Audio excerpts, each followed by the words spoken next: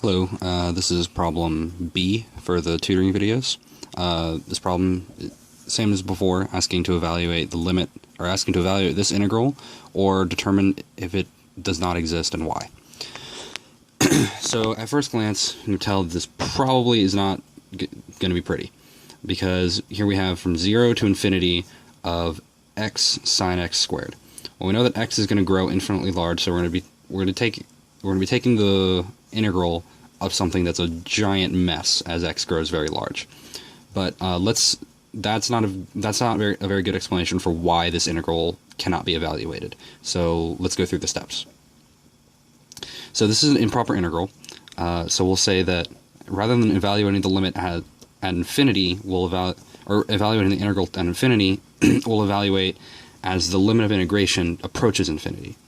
So to do that, we just say limit as a approaches infinity of 0 to a of x sine x squared.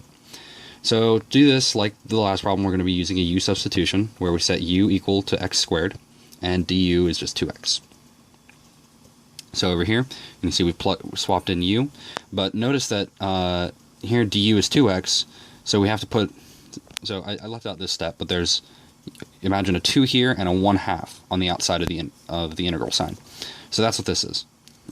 So you get 1/2 of the integral from 0 to a of the sine of u du. Next, you just evaluate the integral. So integral of sine of u is negative cosine u. We still have 1/2, and limit as a approaches infinity of 1/2 cosine u from a to 0.